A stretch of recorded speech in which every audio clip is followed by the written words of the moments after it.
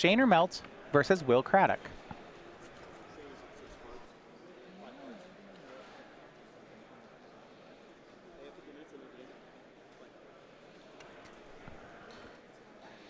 Looks like Shane's on the play here. Yeah, Shane on the play with Jeskai Flash is what we're going to call it. I guess that does make sense going back to the Restoration Angel Snapcaster era.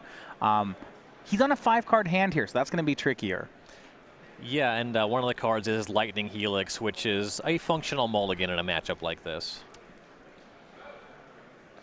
Well, it's a mulligan until it kills your opponent. If you burn them enough, they can't activate Gristlebrand a second time. It's Schrodinger's mulligan. It's a mulligan until they're dead. But that doesn't even, that's not what that means. You understood what I meant. That's not how Schrodinger's cat Now works. You're pretending like you didn't.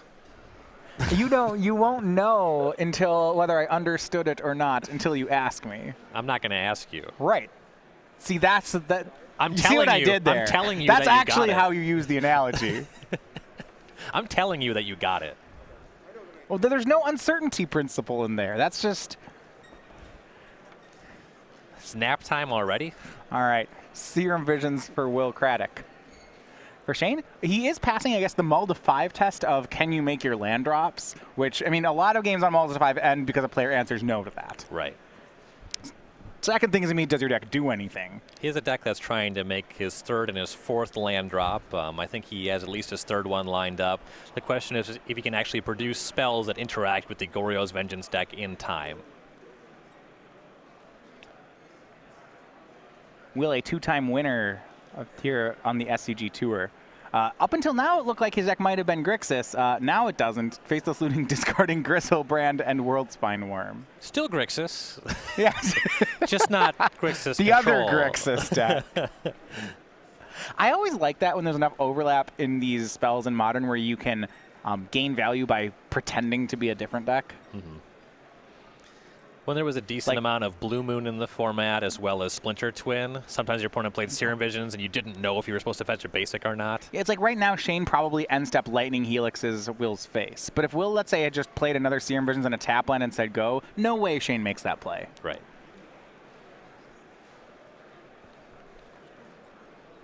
You know, against an actual control deck, the Helix presents better capacity to bluff a good spell. Doesn't really matter about going upstairs straight away. Yeah, there's never going to be a target for that Lightning Helix. Might as well cast it, especially because his mana might be spoken for the rest of the game.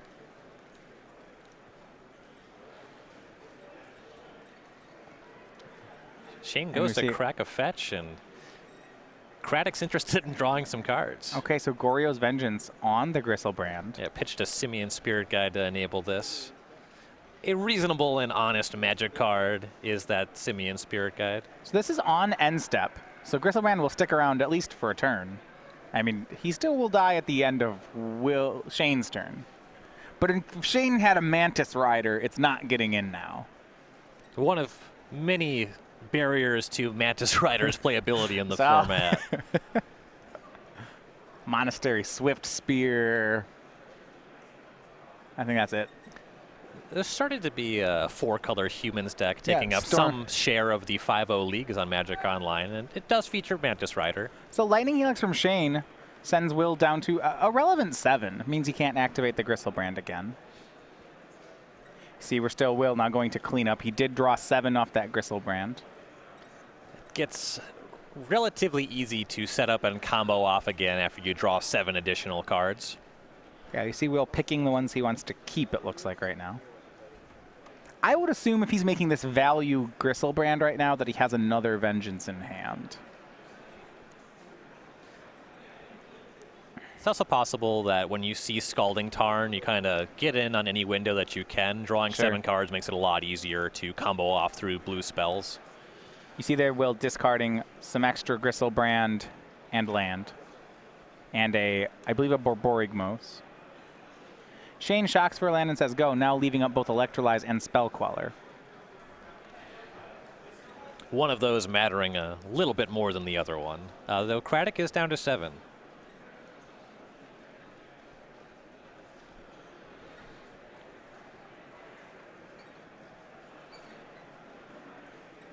Though it wouldn't have mattered that game, there was a Will really did take advantage of some sequencing on Shane's part, using that Goryo's Vengeance in response to the fetch land. If Shane wanted to stop that from happening, he would have had to crack the fetch land in response to that very first Faithless looting. Say if he had the Remand or Mana Leak in his hand. And Craddock doesn't know this, but Shane didn't have it. Right, so from Shane's side, so Craddock said, yeah, it doesn't actually matter, but Goryo's Vengeance again from Craddock. This is main phase. We'll see what he's targeting. Gristlebrand or Borborygmos. It's going to be Gristlebrand, and Shane will spell Quell away the spell. And now Craddock's actually in a fair amount of trouble. Yeah, he drew 7, so his life total is very low. There's also an Electrolyze in Shane's hand. Puts Will down to 5. That Polluted Delta in play for Craddock is not free at all right now. And you mentioned that Spell Queller would be good in this matchup. It's certainly looking that way right now. So worth noting that Craddock is on the Nourishing Shoal build of Goryo's Vengeance. Okay. So he can gain quite a lot of life at any window here, assuming he has access to that. It's going to lead on, it looks like Manamorphose. Challenges Shane to have another counterspell. And Shane has to actually be careful, because if he has a Spell Queller and uses it here, Will could then just play a land and Goryo. The line that Shane has to think about when Craddock is casting spells is using Electrolyze to try to draw Lightning Bolt and just getting in for lethal on the stack. Assuming that Craddock's hand is good, it can be really difficult for Remelt to win the game in any other way. Black-red floating. Will get a basic land, so that one's important, as there is an Electrolyze in Remelt's hand. So now has one of each color mana available. Yep. Has not made a land drop yet.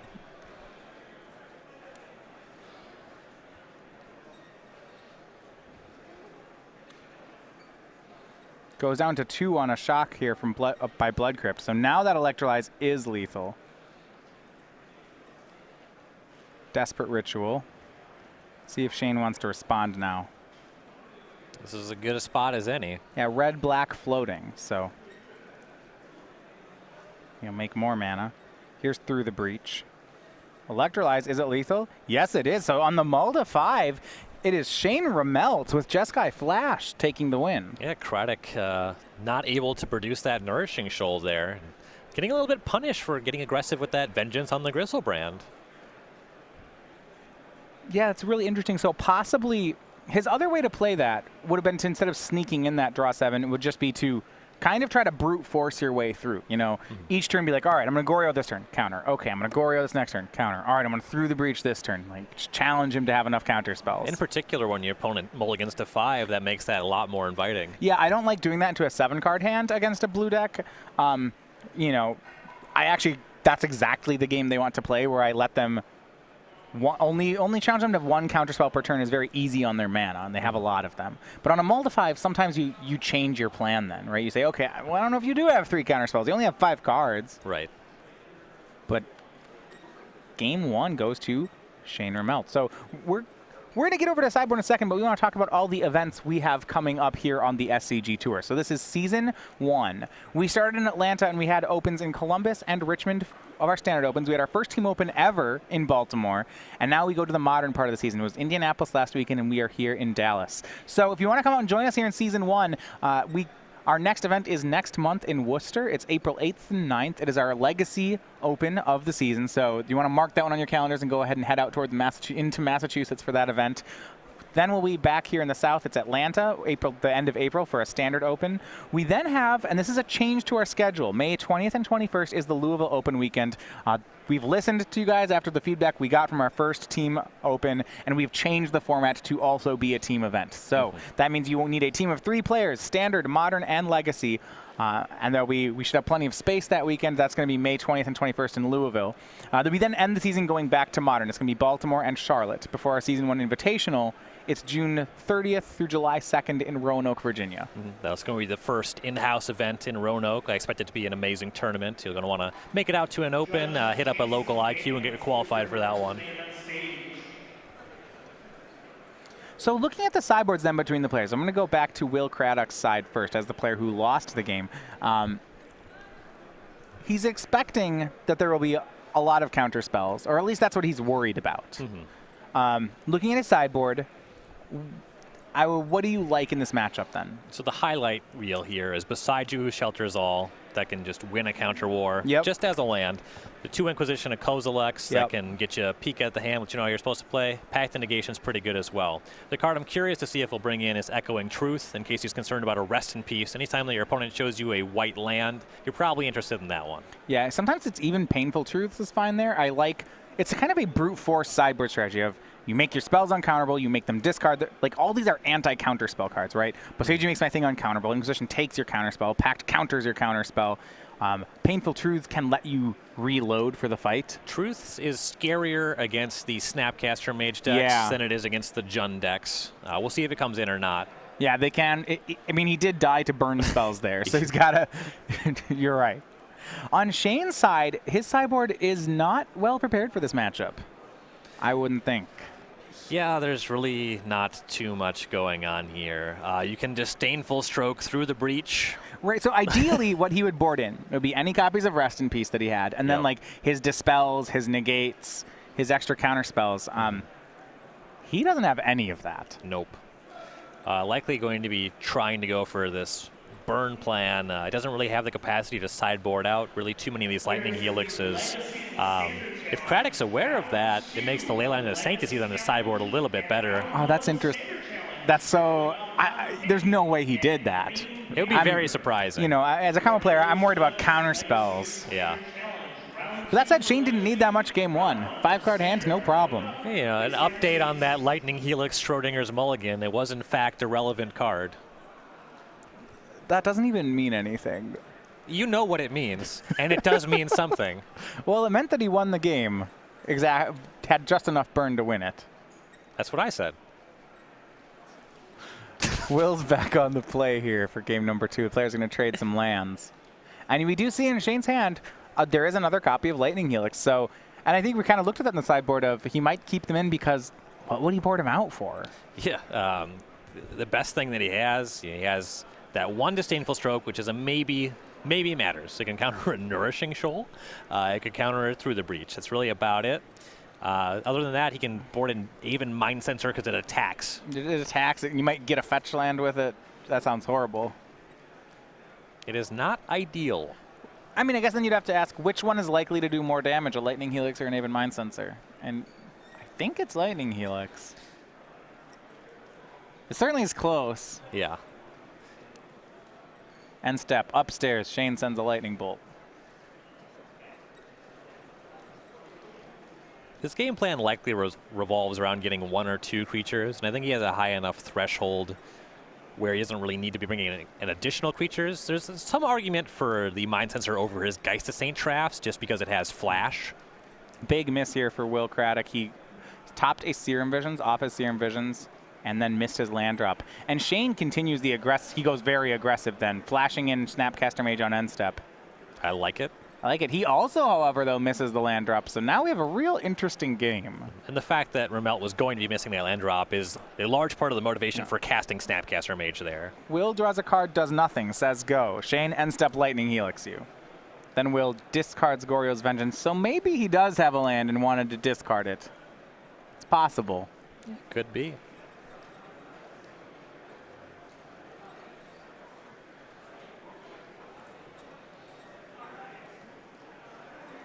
Yeah, they're just establishing, yes, he discarded, now Shane untaps for his turn. Path to Exile, Lightning Helix, Geist of Saint Traft, all in his hand. Yeah, and Remelt was tapped out there, though once Craddock discards the card, that is the last thing that happens in a turn. Neither player will receive priority again. Exactly. And Goryo's Vengeance, this is on Shane's turn. We'll get the exact timing on when this is. This is during Shane's upkeep. He's going to Goryo's back the Gristlebrand. Trying to get around a counter spell here. So there's a lot of interesting timing. So if he does it in his upkeep, then he dodges Shane drawing a counter spell. If he does it in combat and it works, he can block the Snapcaster, which is super great. If he does it on end step and it works, he gets to attack. Craddock also fading the possibility of Remelt having double lightning bolt. You know, if he already had one in the second draw step was that. He wants to get Nourishing Shoal to gain a bunch of life before he can be burned out of the game. So Will immediately goes down to 4 to draw 7, then casts Nourishing Shoal, exiling World Spine Worm. In response, it's going to be a path to exile from Shane. He doesn't want Will drawing more cards off that. The timing of all this is very interesting. I'm not entirely sure why Will, after drawing 7, would be the next person to do something with Shoal. You may just wait. And then if Shane, wait to let Shane path it and then do this. He wants to make sure that this life gain is actually going to matter, that he has a window where he can do it. He can reasonably conclude that Remelt does not already have double lightning bolt and he hasn't drawn for his card for turn yet. Okay, so maybe if Remelt had Bolt Helix, he wants to do all this on upkeep in case Shane draws a land. Right, draws land that has Bolt Helix or just draws second lightning bolt. Okay, so this is all on upkeep. Now Shane draws, and he actually did draw a land, so that all makes sense. Will, though, the life gain spell does resolve. He goes up to 15, so now this hit only sends him down to 13. It's not too bad. Shane says go.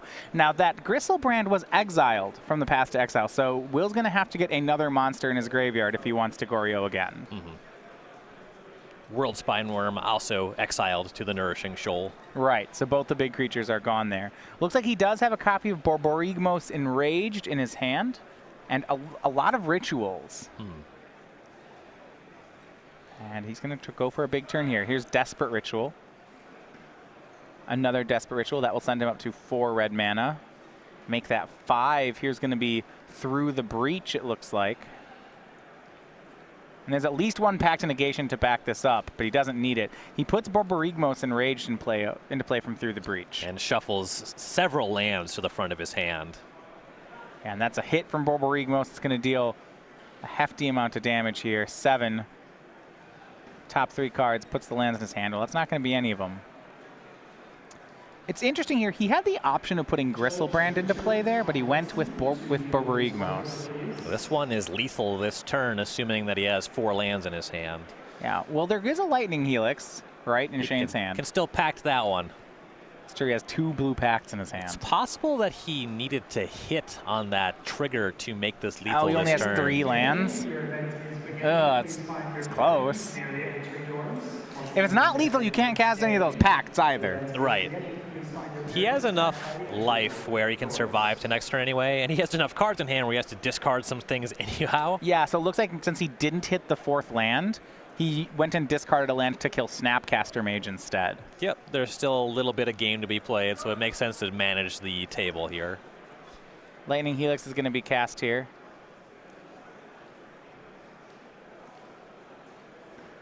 Borborygmos sacrificed Shane up to 13. Now you might wonder why Will, there is no way to, he only had 9 points of burn. Shane draws land 4 here. Plays it, says go. Looks like he has Vendilion Click and at least 1 Geist to Saint Traft in his hand. So during Will's draw step, he's going to try for Vendilion Click. There are pacts in Will's hand, but he can't use them unless he's going to win this turn. Right. And so we get a look at the hand. It is Faithless Looting, Simian Spirit Guide, Borborygmos, Gristlebrand, Land, Pact. It is simultaneously too much air to be confident that you can pact and win this turn, and too much good stuff where you have to go for that line if you're uncertain about it. Well, Will's at 10, and there's not that much pressure. He also has a Faithless Looting in the graveyard already, so he probably has another turn. Right. You know, if he just, this turn plays a tap land, flashes back Faithless Looting, next turn plays land 5. If he just finds a Through the Breach, it's going to win. Look at all these blue pacts. Right, and Remelt has 1 3-power creature, 2 cards in hand. Craddock's at 10, a functional 7 after a combat step. Yeah, Not terribly worried about dying to burn spells. If Shane's hand was all bolts, he'd be dead, but... If you suspected that a deck like this had Boros Charm in it, then you'd be a little more concerned, but very unlikely that that's the case. And I like this. He goes ahead and takes the Faithless Looting out of Craddock's hand. Looks like Will draws another Gristlebrand, so that's no help. That's the opposite of what happens when I cast Vendilion Click. My opponent basically always draws the card that I pick. Yeah, that's just a 3-1 flash. Look at their hand. That's upside. So Will's going to flash back Faithless Looting. Gets through the breach and looks like Simian Spirit Guide. That's great. Yep. Sets up for next turn just fine. And he still has 2 packs. Yeah, so next turn he'll have Breach, Gristlebrand, Pact. Yeah, this is good. Is he going to discard both Gristlebrands, though? He does. But he wants to breach that Borborygmos. That one's actually lethal. Okay. Is it for sure lethal? Or are we going to be in that same situation we were before? Well, now Remelt's down to 12. The Borborygmos itself hits for 7. It does have trample, so the click can't sit back and cover that. Right, it hits for 7. Okay. You note there, Will did not play a land. He has a Darkslick Shores and Steam Vents in hand. So there was, he needs 5 mana, so next turn he can shock for Steam Vents and play it. He could have played a tapped Darkslick Shores there, but opted not to. Instead, discarding it. I mean, he does have 2 Spirit Guides in hand for the Through the Breach. I guess it doesn't really matter. Right. Here's Geisha Saint Trapped from Shane Remelt. Yeah, this should be lethal either way.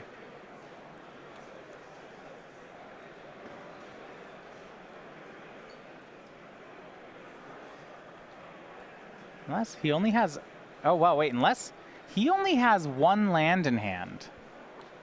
So if this Borborygmos trigger misses... Well, there's lethal on the other side of the table, so he has to go for it. I'm surprised about that discarding of Darkslick Shores. This probably isn't going to punish him.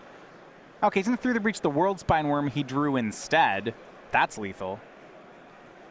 He's got 2 blue packs. There's no way Shane gets out of this. World Spine Worm is not a small creature. No, the 15/15 trample with only 2 points of toughness to block. This is going to trample over for 13, and we're on to a game 3. That'll do. So Remelt and Craddock going to go to a 3rd deciding game here. And what you saw there, Remelt's hand, as we got to the last turns of the game, he had Vendilion Click, double Geisha Saint Trapped. He's just light on the interactive spells that he needs to win this match. I mean, I wonder with Shane back on the play if he might just have to shields down for a turn. Say he has a Geist. And I know you said you didn't like Geist in this matchup, and I get that. I think we saw that game. Shane never could cast it, right? Right. But on the play, he gets an extra turn. And it's a possible shot on turn 3. He slams Geist to Saint Trapped, crosses his fingers to not be dead, and then goes from there. The way that his deck is configured, he also has to rely at least a little bit on the fail rate of the Goryo's Vengeance deck. So yes, it's very likely that he has to make this play. Yeah. Now am I happy that that's the best strategy? Nope. I don't know about that. I do know you are not. Yeah. But as we saw, he does have some game. They're going to go to a 3rd game here. Well, over the SG Tour, we also have playmats to go with the schedule we mentioned. So this is 3 different playmats for 3 different events you can play all season long. So whether it's a Modern, Standard, or Legacy event, for all Standard, both Opens and Classics, we're giving away a copy of now Ether Hub. Of course, that's the one we've been doing all season, and we're sticking with it. Yeah. It's legal now. It's actually turning out to be one of the really the best lands in Standard. Recently announced as an FNM promo. Makes sense. I mean, I'll tell you what, I can't seem to keep enough of this card for all the Standard decks I want to build right now. Yeah, we can't keep this card in stock at the store. You're just routinely selling out of it. This card's great. I mean, Tendo Icebridge was a card that I played in Amulet Bloom, and this is better. Yes. It's just better, and it's uncommon. So most copies are in better condition, too. I don't know if you... Yeah. I've never seen a mint Tendo Icebridge in my life. Mine aren't, so I can't disprove you. So it's your claim that there are no mint condition Tendo Icebridges in existence. Before they put them in the pack. I cannot refute it. Before they put them in the pack, I think they beat them with a mallet. Okay. For Modern events, this one I hope there's some in mint condition. This is the Masterpiece Art of Ether Vial. That one's being given away. So both a Modern and Legacy staple, really. So that's being given away with Modern, Opens, and Classics. And for Legacy, it's the Eternal Masters Art of Gamble, the staple for the lands deck in Legacy. So these are all available with entry to Season 1 Opens or Classics. So all season long, you can go ahead and get these. This goes all the way through the end of June here on the SCG Tour. Make your way out to the Team Open in Louisville. Yeah, so now that they've switched to that, we covered the last Team Open. It was great. Yes. It was probably my favorite tournament of the year. If you have the ability to go to this event and you don't pre-register right now, you're making a mistake. It hit the cap last time. The cap is going to be raised for the next one. Yes. I am envious of your ability to play this tournament. You'd play Modern? Oh, yeah. A few years ago, if you asked me, I'd be a hard lock for Legacy, but now I'm a hard lock for Modern. Mulligans for both players here for the deciding game.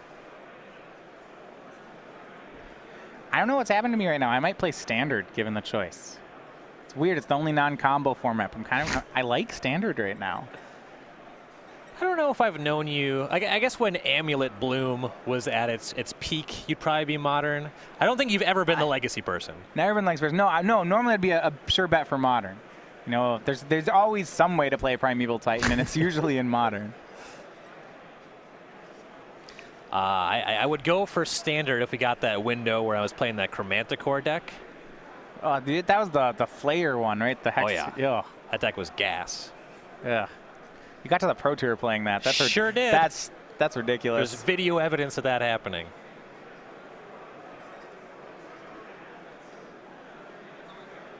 Until somebody says otherwise, I'm going to make the claim that I'm the only person that qualified for the Pro Tour casting Chromanticore.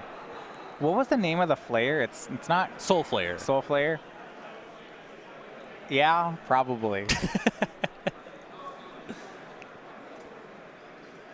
It was just the best deck in the format. What can we say? Game number 3, 6 cards for both. And it does look like there's going to be a possibility of a turn 3 Geist to St. Draft on Shane's side. He has Path to Exile, Geist, 2 more lands. We'll see if he just jams, and if he does, what it will cost him. Given access to Path to Exile, it's going to be hard to justify not waiting until you're at 4 lands to cast the Geist to St. Draft. No, I could justify it. If I wait till 4, my clock's not fast enough. Throw my hands up in the air and say, don't kill me. Sure. If the thing I'm vengeancing is Gristlebrand anyway, I'm losing if I wait till turn 4 regardless. Yeah, draw 7's pretty good. Yeah. So I'm just going to play it on 3 and just hope. Because if it pays off, it's really good. There's not a lot of draw 7s that are legal. Faithless Looting here, turn 1 for Will Craddock. Sneaking it under any possible counter magic. And he'll discard, all right, Gristlebrand and Borborygmos. That's scary. Yeah, I mean, if Will's hand is a turn 2 Goryo, Shane's really hard-pressed to win in any situation. Yep. He can not lose immediately, assuming that he can make a Path to Exile resolve. Draws Snapcaster Mage for the turn. Here's a second land and says go. And it's not even clear if will respect the counterspell, right? He still just might even jam Gore's Vengeance into this. He's got a lot of time. Yeah. Blackleaf Cliffs says go. And Will was on a 6-card hand. Draw from Shane, Lightning Helix. So now here's the big question we were talking about. He has Path, Helix, Snapcaster, Geist. If he plays Geist, he might lose. But if he doesn't play Geist, he has no clock. He doesn't have 4th land.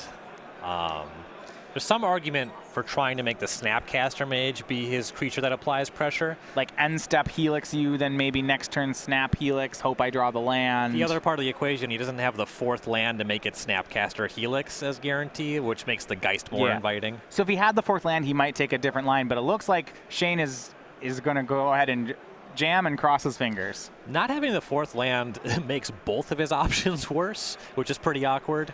Yeah. Again, it really speaks to the way his deck is lining up against this matchup just on the whole. Geist go, hoping to not die. Will did not end step Goryo, so that's great. The big gamble here by Remelt, and it might pay off. If Will doesn't do something relevant this turn, Shane's in a really good spot. Yep. Still has both of those Path to Exiles in hand. It's going to be rather difficult for Craddock to battle through that. Right, so if Will's turn to say land, flashback, Faithless Looting, then that's great for the Jeskai player. Yes. Here's land 3, Bloodstained Mire. Geist to St. Trapped. When it was in Standard, this was one of the powerhouse cards of the format. It's one that hasn't translated to Eternal formats, I think, as much as people expected, you know. For a while, you know, it's a 6/6 hexproof for 3. It was just really pushing the level of power creep that you could do on a creature. It's been on and off in Modern. It stopped making any sense to put this in a Legacy deck after they printed True Name Nemesis. Okay. Yep. But the card is mighty good. I guess with when Company was good, guys, that was heard it in Modern was all these, you know, when Pod was a deck you could never play this, they always had a blocker. We used to see the Jeskai Twin decks would sometimes board into this. You'd get that. Even the control decks, they would board into this. You would expect your opponent wouldn't be able to deal with that in the post-sideboard games. Okay, so when we said it was going to work, maybe we spoke too soon. Will's canned great here. He's going to go ahead and use Nourishing Shoal, pitching, I believe, one of his green creatures to gain a lot of life, and then Goryo's back the Gristlebrand. Using Splice onto Arcane with the wow. Vengeance onto the yeah, Shoal. it might be why it's in his hand. Yeah. That's really neat. Full disclosure, I thought the Splice card on this card cost was 4. That's pretty messed up. And now with Will at 29, he'll draw 7 once to go to 22. Yeah, I don't know about this one, Ryan. This seems like this is some danger for Shane. Will's going to draw 7 more cards. Goryo's Vengeance was a lot less intimidating when it was bringing back Kuru Pitlord. Yeah. Gristlebrand is objectively a scarier demon. I don't know. Have you ever beaten a Kuro Pitlord? Well, one that makes its way to the battlefield, no. So they're the same card. I have beaten decks with Kuro Pitlord. Oh, okay. Let's see. So having drawn 14, Will going to pick a choice 7 here. Continuing with Kuro Pitlord trivia, that was Sure. actually one of the main reasons that Momir basic lists skew themselves towards Swamps, yes, you can pay for him. I always did the mountain heavy builds because there was a dragon that would shoot people for the number of mountains you had. Okay. And he was, I think, a 9, so he was important. Craddock just drawing hundreds of cards here. The other strat was you'd play Rainbow Lands and then hope to keep the original legends like Chromium, Palladium Wars, Nicol Bolas. Yeah, you try to get them, and so you try to get lots of different lands so that you could pay for them. Sure. This hasn't been for years. I imagine Momir Basic's different now with a lot more big creatures. The big creatures aren't as dorky as they used to be. I no longer have any idea what the possibilities are on 8 because of the commander-only products. Right. There's a ton of things now. I know that there was you see a couple of Spirit Guides pitched here by Will. One of the issues was there were a lot of printings on Magic Online of Denizen of the Deep. He's an 8-drop that bounces all your other creatures. He's horrible and makes you lose the game. But for some reason, he was in the random number generator pool 3 or 4 times. So sometimes I'd get him and he'd be gold bordered, but he'd still do the same thing. So recently, there's been a move towards the breaking entering version of the Goryo's Vengeance deck, and the reason is it's more resilient to graveyard hate. Here you see the strength of the Shoal version. It's way easier to kill the turn you start comboing off. So what happened there was Will pitched some Spirit Guides, then Manamorphosed into black mana, and then Goryos'd back the Borborygmos on the same turn. I believe drew 35 extra cards off of Gristlebrand, 28 maybe, whatever. 28. So we said Shane's plan was going to be to play a turn 3 Geist and then say, do your worst. Well, that was the plan, and Will's worst was pretty bad, and Will's going to win the game.